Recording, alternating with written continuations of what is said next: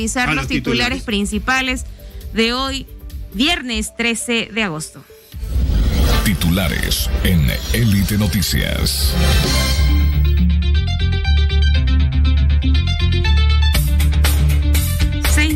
Con 51 minutos, 6 de la mañana con 51 minutos, y vamos revisando los principales titulares de diario El Universo. Arrancamos con esto.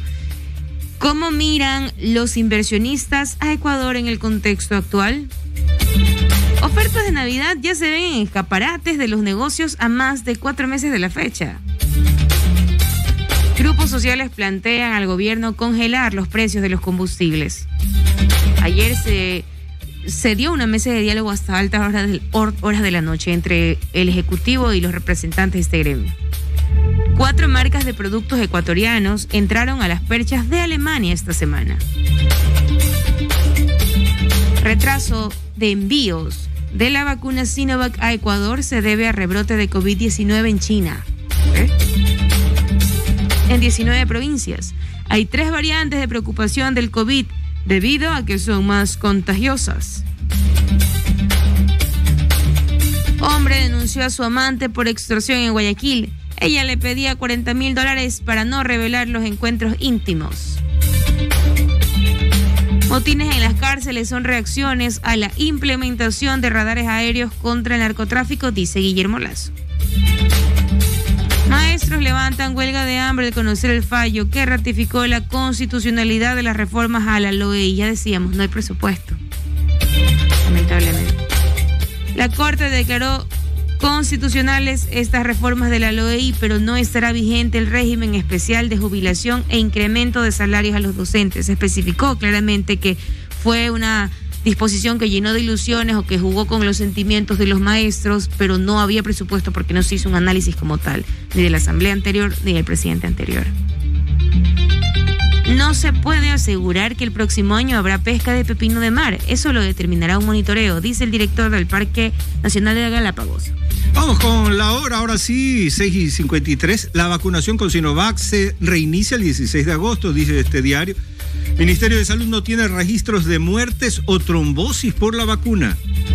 Combustibles más caros no se han traducido en canastas más caras para los ecuatorianos, dicen. Gobierno busca acuerdos en la Asamblea para detener manifestaciones. Huelga de hambre en Imbabura se levantó tras 25 días de los maestros. En lo internacional, cubanos buscan escapar de la isla ante la persistencia de la crisis. Diarios críticos de Ortega denuncia retención de papel. ¡Qué raro, qué raro! Y una historia sobre Ortega. Cuando él era guerrillero, el señor presidente de Nicaragua, le hicieron exactamente el mismo periódico. Se llama La Prensa. A La Prensa, en ese entonces, el dictador Somoza le quitó los papeles a La Prensa y los encarceló a ese mismo diario, a los directores. Y miren lo que pasa después de 30 y pico de años. El guerrillero que estaba reclamando la libertad de expresión, ahora es el dictador que les quita la libertad de expresión. Y ahora vamos con Diario Expreso, ironías de la vida, Boris. Los maestros ceden y la Corte ratifica la vigencia de la LOEI. El Consejo de Participación Ciudadana y Control Social ha premiado con 6 concursos en agenda. El presidente Lazo retira de la Asamblea el proyecto de ley para gestionar la emergencia por pandemia. El sector público necesitará un informe de pertinencia antes de contratar. En Italia y España se asan con temperaturas de hasta 48 grados, la más alta registrada en Europa. El Tribunal Penal de Guayaquil intenta cerrar el primer juicio que sentenció a Daniel Salcedo. 6 muertos y 3 heridos en la cárcel de Quevedo durante un encuentro deportivo. Dios mío. Ecuador acude a Israel para cooperación en emprendimiento e innovación. Y este sábado arribarán 2 millones de dosis de Sinovac para abastecer la demanda en los centros de vacunación. Y en el mundo, el turismo en Brasil perdió más de $26,000 millones en el primer semestre. Vamos también con el comercio. Dice Corte Constitucional sortea la acción extraordinaria de protección presentada por guarderas.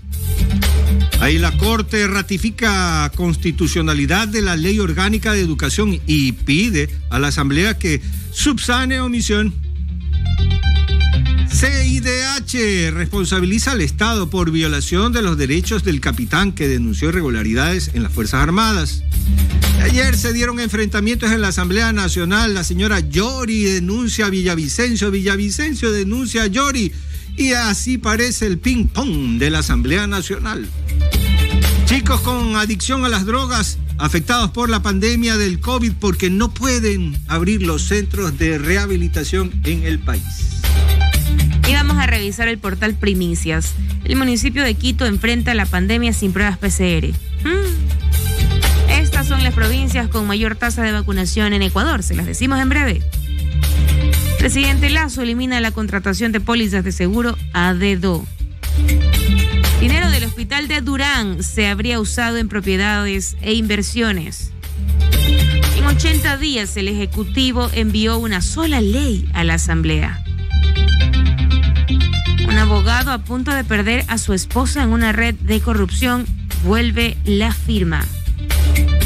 El gobierno reduce 396 millones en gastos de personal. Y en el caso de las Torres, 16 nombres y varios escándalos en 120 días. Vámonos con la República. Franklin Galarza, alcalde de Morona de Creo, se va a poner de candidato para decidir AME. Para el día lunes, Celi enfrentará su juicio político en la Asamblea. Guadalupe Yori se defiende de acusaciones, dice yo no. Pero miren ustedes, apoyadas por los jefes de bloque de una rueda de prensa. Vamos también, el laboratorio Richmond suministra 1 millón de dosis de Sputnik en Argentina. A propósito, España también ya tiene su propia vacuna contra el COVID y la está aplicando especialmente en Madrid. Colombia pide corresponsabilidad regional para atender crisis de refugiados venezolanos. Y por último, aeropuertos y aerolíneas de Estados Unidos se desmarcan de la unidad.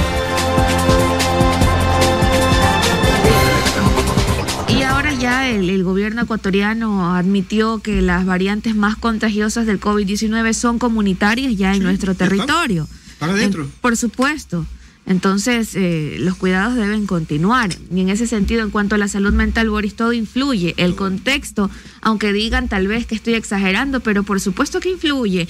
El tema de inseguridad, de ver noticias negativas prácticamente todos los días, de la corrupción, de la economía.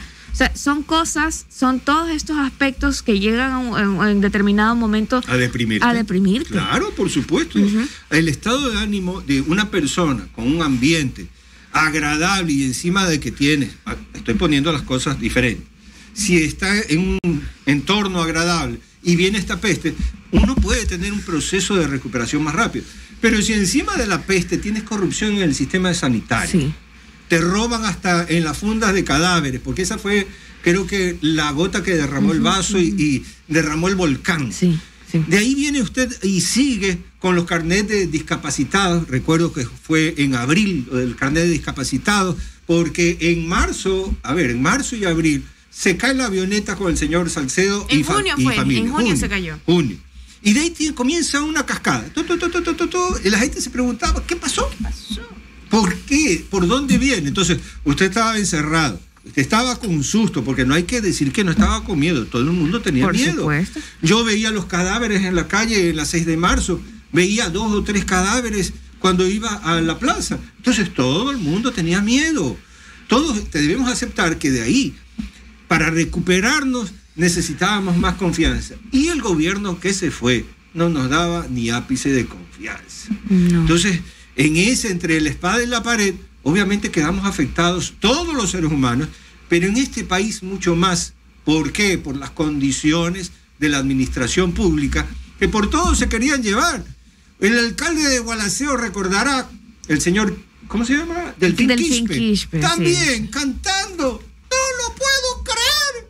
Se fue llevando también, por ahí tiene una glosa, de que también se estaba llevando en condicionamientos para sanitarios. Es decir, hasta el cantante Delfín Quispe está glosado por intentar llevarse dinero en alcohol y desinfectantes de ese municipio. Sí, sí, fue terrible. Fue terrible. Al saco.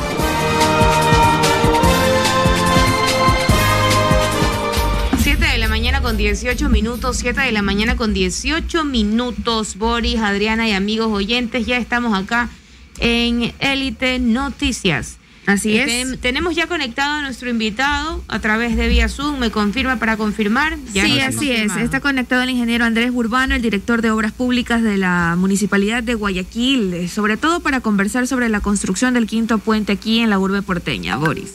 ¿Cómo está, ingeniero? Un gusto de tenerlo aquí en Élite Noticias. Y esto es una de las noticias, para mí, importantísima, porque es un sueño de los guayaquileños. Creo que desde hace más de 25 o 30 años yo vi ese plan en un gobierno y me pareció extraordinario, el quinto puente. Ahora, ¿cuáles son las condiciones, los tiempos, los espacios que podría ser factible? ¿Cómo está? Buenos días con todos.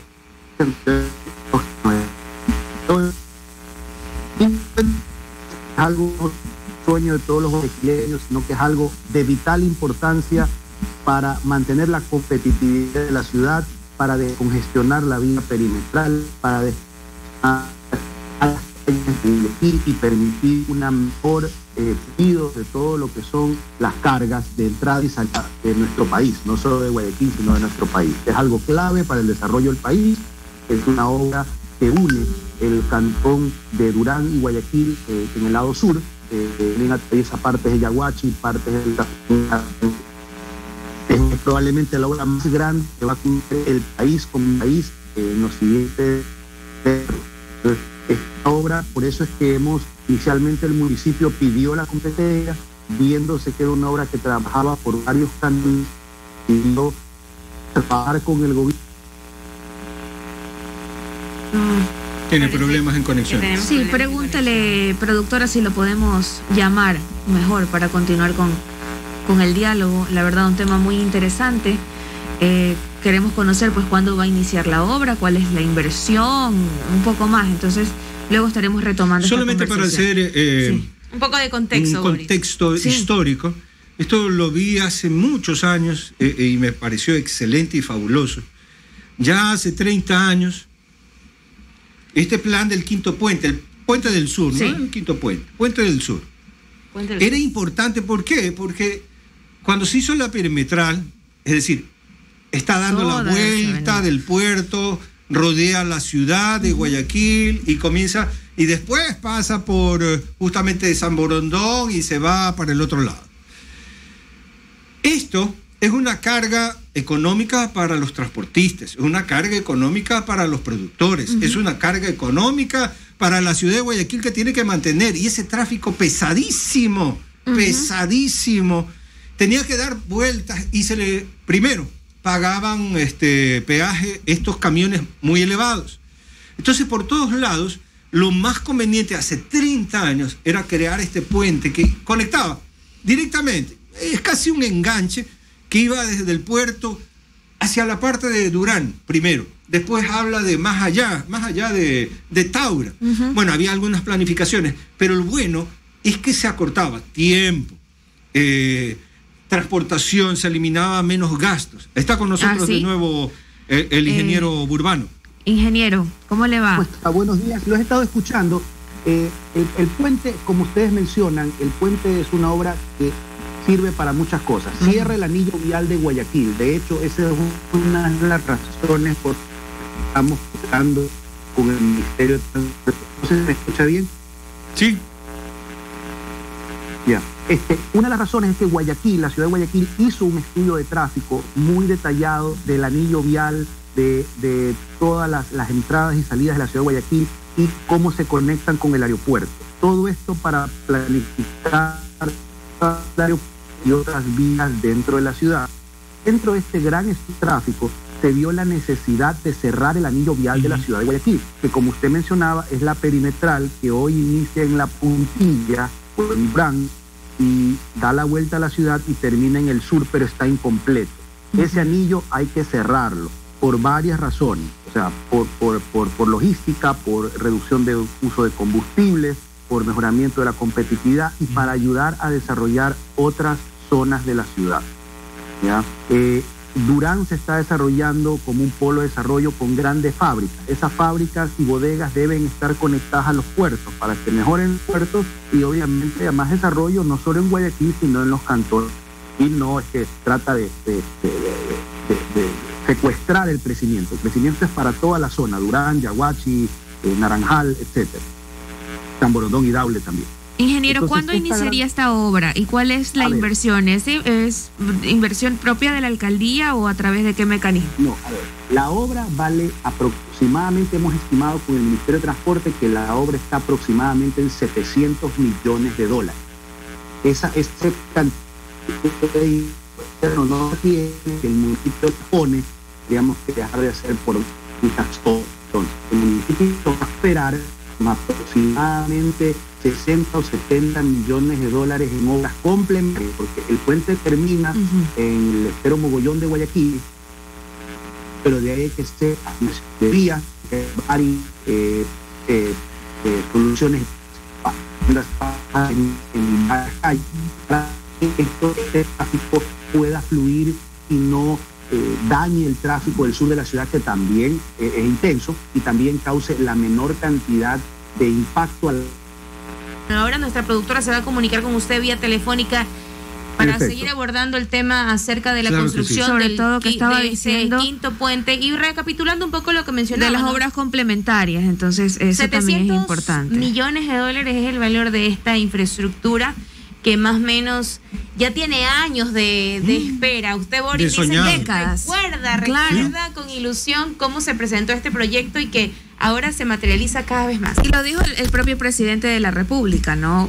Cuando hubo este diálogo con la alcaldesa Cintia Viteri, el creador de esta prometió obra, la construcción del quinto puente. Era el arquitecto Orús, todavía lo recuerdo, que fue director del Banco de la Vivienda en el tiempo del doctor Rodrigo Borja. Él fue el creador de este proyecto del Puente del Sur. Todavía lo recuerdo. Lo tenemos al ingeniero vía telefónica. Andrés, ¿nos escucha? Lo escucho muy bien. Muy mejor bien, ahí. Está muchísimo mejor. Continúa entonces con lo que nos estaba contando. Como les comentaba, y saludos a todos otra vez, esta obra es súper importante para la ciudad. Esta es una obra que cierra el anillo vial de Guayaquil, permite el desarrollo de los puertos, pero no solo los puertos, sino de Durán, de Yaguachi, Naranjal, San Borondón, Daule y del mismo Guayaquil. Esta es una obra nacional. Esta es una obra que permite que el banano de Machala, de los ríos, entre con mayor facilidad, entre más rápido, es decir, esta es una obra prioritaria. La obra vale 700 millones, como les decía, el gobierno no tiene los fondos en este momento, el municipio va a cooperar con aproximadamente 60 millones de dólares en obras complementarias. Son pasos a desniveles en la ciudad de Guayaquil, ampliación de vías, regeneración de áreas, que permiten que todos estos camiones entren y salgan de la ciudad con el menor impacto a sus habitantes y sin caotizar el tráfico de la sección sur. Ahora, en vista de la situación económica del país, lo que se ha optado con el Ministerio de Transporte es hacer un llamado a expresiones de interés, buscando un gestor privado, entiéndase una empresa que tenga dinero y que quiere invertir construyendo el puente, sabiendo que va a ganar un peaje y hay que ver si se requiere o no una contraparte estatal. De los 700 millones, los números varían un poco. Hay un estudio de tráfico muy optimista que hizo el municipio de Guayaquil que dice que el tráfico de dicho puente puede subir en su inicio hasta 16,000 carros día. Y bueno, 5 representantes de los gremios del transporte que han participado en las mesas de diálogo convocadas por el gobierno y el presidente Lasso se reunieron en Carondelet para tratar el tema de la focalización de los subsidios del transporte. Sobre este tema vamos a conversar con Alex Ayala, quien es presidente del transporte pesado del Ecuador. Muy buenos días, bienvenido a Élite. Don Alex, ¿ustedes también participaron de este encuentro? Muy buenos días, gracias por la oportunidad, Radio Élite. De una u otra manera, saludar a la radio escucha, a todos los compañeros transportistas que de una u otra manera nos siguen de diferentes ciudades, provincias de Ecuador. Como UTRAPE tuvimos el acceso a una reunión de las mesas de trabajo, en la cual dejamos muy en claro al ministro de Transporte nuestra posición, más toda la posición de las bases. Hay que recordar y decirle también al ministro, nuevamente hacerle un recalco, que lastimosamente las bases no se sienten representadas por los dirigentes que se encuentran sentados con el gobierno. No estamos sintiendo que nuestros malestares o nuestros pedidos estén llegando directamente a las mesas de diálogo, a las mesas de negociación. Entonces ese es el malestar que tienen hoy por las bases. Claro, el presidente Lasso también ha dicho que la aplicación de la focalización del subsidio tardaría al menos 2 meses. Además, que el precio del combustible no es lo más determinante para el negocio del transporte. Ahí es donde se equivoca quizás el presidente Lasso. Él ha hecho unas declaraciones en las cuales las afectaciones a la transportación, según las estadísticas que tiene él, no nos afecta más que el 2%.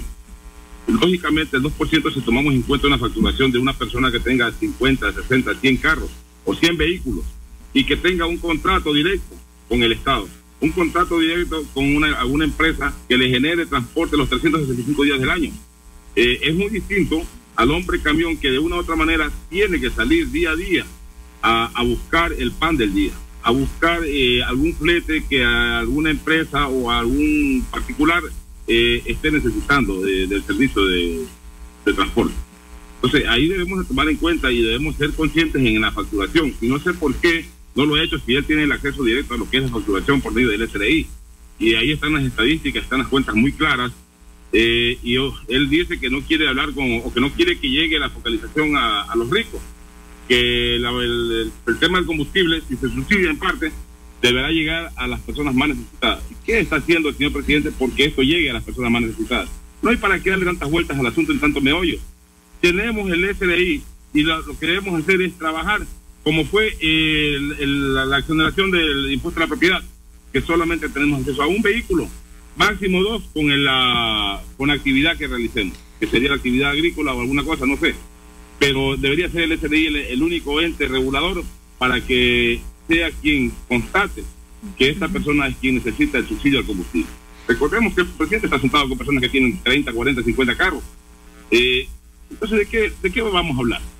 De que vamos a seguir dando los mismos beneficios a los mismos de siempre, y quizás las personas que necesitamos o las personas que vivimos el día a día ni nos llegue el subsidio.